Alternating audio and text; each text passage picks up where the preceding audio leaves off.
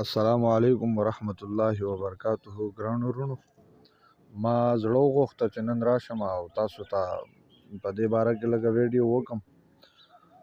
په یوټیوب باندې خلکو د دغې نه کاروبار جوړ کړی دی او یو دغه یې جوړ کړی دی. پته نشته چې خلک به څنګه دا روپۍ تیروي او ولې خپل ایمانونه د یو دغه دپاره خرابوي، د یو دنیاوي شیز دپاره، د یو دنیاوي دغه دپاره، لکه فرض که دا یوټیوب شو، فیسبوک شو، دا فیسبوک وغیره شو، یوټیوب شو، داسې نور چې کوم سوشل میډیا د دې دپاره خپل ایمان خراب کی او دروغ ووایي، کوم شي نه چې رسول الله صلی الله علیه وسلم منع فرمایلی ده. دغه شانتې قرآن کریم کې هم په دغې باندې لعنت ویلی شوی دی او بد ورته ویلی شوي دي او هلاکت ورته ویلی شوی دی. د دغې باوجود چې دی بیا هم یو سړی دروغ وایي او دغه وکړي. مین خبرې لازمه ستاسو ټایم نه خرابوم او ویډیو تاسو ضرور واورئ چې زه څه باره کې ویډیو کوم. ویډیو زما اصل کې د هغه سړي باره کې ده کوم چې د دغه نه راغلی و، ملالي کردستاني نوم یې چې ما په یو څو ورځې مخکې، یو 6 ورځې مخکې ما په هغه متعلق یو ویډیو هم ورکړې وه چې دا سړی دم کوي او دغه دی. نو موږ په دې نیت نه ورکړی چې د یو سړي دفاع وکړو، یا په دې نیت ورکړی وه چې یو سړی چې دی د هغه نه نفرت وکړو، بلکې موږ ته خبر شو هغه د خدای تعالی په قرآن کریم باندې دم کوي او الله رب العزت هر څه ذات چې دی هغه د هر څه کولو والا ذات خو صرف د الله ذات دی. نو چې هغه دم وکړي نو الله رب العزت ګونګاګان او چې ازلي کوم چاړاګان وي او دغه وي کاڼه وي داسې، نو خدای تعالی وله دغه ورکوي، صحت ورکوي، صحیح کېږي.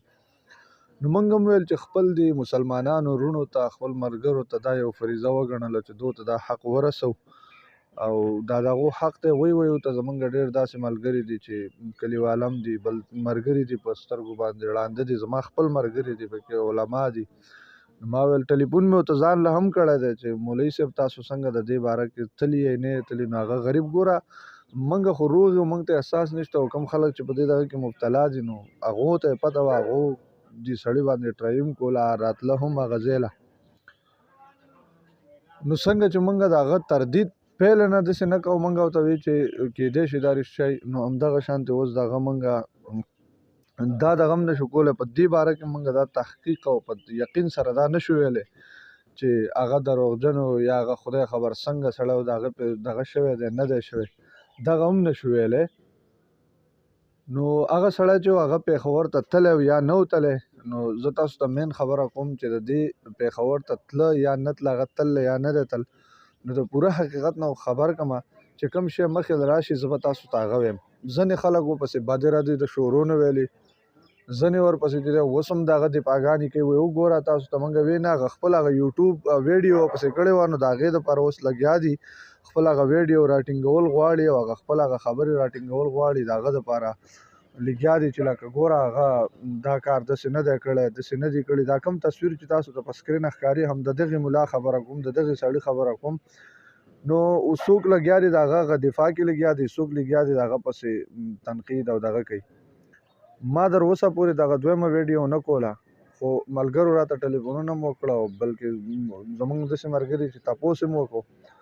نو کله چې ما د ده باره کې بیا دغه وکړو تحقیق، داسې چې زموږ یو کلیواله خاص ډله تللی، د ده نه زیاتره خلک دا نه دی خبر چې آیا دی پېښور ته تللی یا نه دی تل. نو ما سره ثبوتونه پراته دي. بله ویډیو کې به زه انشاءالله تعالی تاسو دپاره بیا هغه ویډیو راوړم کوم چې زما کلیواله په خپله تللی او دا دم کړلی، هغه ویډیو جوړې کړلي، چاړه دی په خوله باندې او زموږ کلیواله دی هغه تللی دی. نو هغه ته ما تپوس وکړو، بیا مې ورته ټلیفون کړلی، زما تره ورسره هم خبرې وکړې، زه له خوا هم تللی یم. هغه ویلي چې هغه الټه دا ووی ډېر دغه د وجې د غصې د وجې چې زما یاسې روپۍ وکړولې، په اشارو یې راته ووی او دا مسلمان هم نه دی، نه پوهېده په څه کار باندې، بس هسې راغی په سر یې لاس کېښو، بس یو لی په سر یې لاس یې خو اتله څنګه چې په ویډیو کې دی کوم دم کوي همدغه طریقه یې بلکل نه وه چې بس ټول په لینډ کېنولي او یو لی په سر لاس هسې خوا روانو.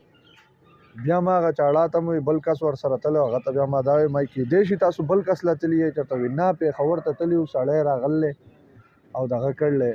نو هغه سړي ته بیا ما دا هم وایي ته به پېښور ته نه یې تللی؟ یاره نه دی تللی پېښور ته. وایي چې نه کره تللی دی ته ولې نه منې؟ نو ویډیو چې کوم هغه تللی هغه په خپله چاړه هغلته کې ویډیوګانې جوړوي، پښتو کې خبرې کېږي، تاسو به یې په خپله واورئ.